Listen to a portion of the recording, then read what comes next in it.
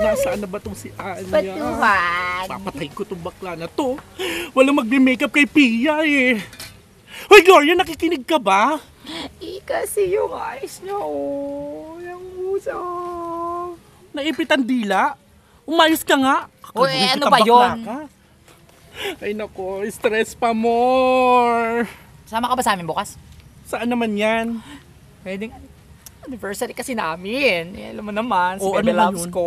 Magpapainom sa apartment niya bukas. Ay nako, alam mo naman napakadami kong inaasikaso. Hindi ako pwede dyan, wala akong panahon dyan. Bakit ang cold mo? Kuya, sa malamig nga, yung cold. Parang kasing cold nga. Hi, tita! Hello! Hello, Melchor. Ay, bastos! Megan! Oh, sorry, Megan. Diba? Kamusta naman kayo? Eto, maganda pa din. Parang stress naman tong tita natin. O, papaano yung alaga niya kinaka-stress? Wala pang mumuk up, ganoon. Tita, mahusay ako dyan. Ako na. Ay naku, maraming salamat. Hulog ka talaga ng langit, Melchor. Ay, Megan pala. Thank you. Ay, tita, nanood ba kayo nung parade ni Miss Pia Words ba? Well, syempre naman, alam mo naman yan. Nakita ko nga si Queen P. Pakiter. Oh, ikaw, tita, nanood ka ba? Ay, nako. Hindi. Hindi yan nanood.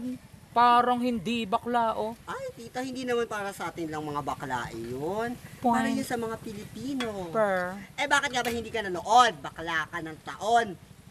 Ay nako, effort match. Pupunta ka doon para manood at bibilad ka sa init ng araw just to see her in just 4 minutes. Parang rain lang ni Miss Colombia. Ay, nakakaloka. Tita, we need to show her how much we are proud of her. Dapat mainit ang ating pagtanggap sa kanya, no? Mainit nga, sa sobrang init, maraming nahimatay. Ganern. Ano pa? Ano pa? Ay, nako.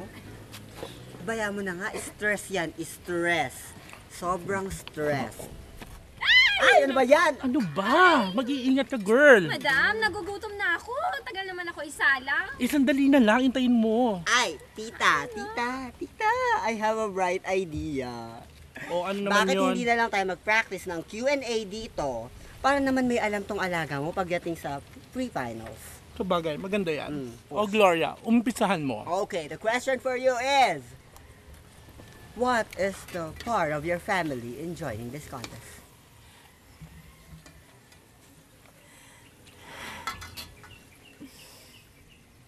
My family. My family. Ang tagal! Nagmamadali ka ba? May lakad?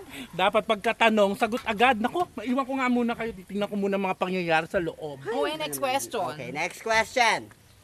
What is the one major problem in your life? And what did you do to make it right? In my 22 years of experience, there's nothing major I mean problem that I encountered. Bongga yung sagot niya. In fairness ha, kuya. Bakit alam mo yan? Napanood ko po kasi yun. Bongga siya, Hello, no? Ay, kasi kuya. sige, kuya, kuha ka na dyan. Ako na bahala sa'yo. Oh, next. Si Pia. Sige, itry na natin to si Pia Words.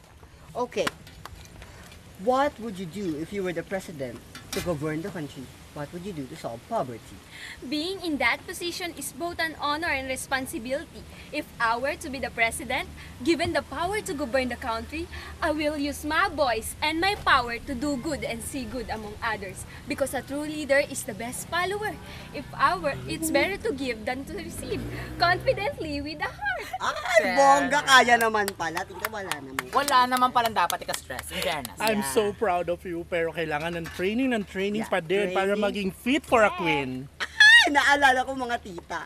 Dala ko nga pala yung mga pasalubong sa inyo ni Ariela. Oh my from God! Japan. Bongga! Eto na, tigisa. Bongga niya. Ang ganda ng crown! Parang crown ni Pia! Ah, Look, hello, Manong, oh, Ariela. I'm so beautiful with the crown. Ay! OMG. O sige, sabihin ko na lang ha. Okay, sige, bye-bye. Tita, I Ano have yun? to apologize. Hindi pala para sa'yo yung corona na yan. Ako, pinagawa pala yan ni Ariela para sa birhen niya. Hindi niya alam kung saan nailagay. Diyan pala nailagay sa paper bag na yan. I'm so sorry. Kunin ko na pinapakuha niya. Sabi, may tumatawag naman lagi sa akin. Nakakairita. Ay! Hello, B! Ah! Teka lang guys, tumatawag si B. Okay ka lang? Na Colombia. Oh my God.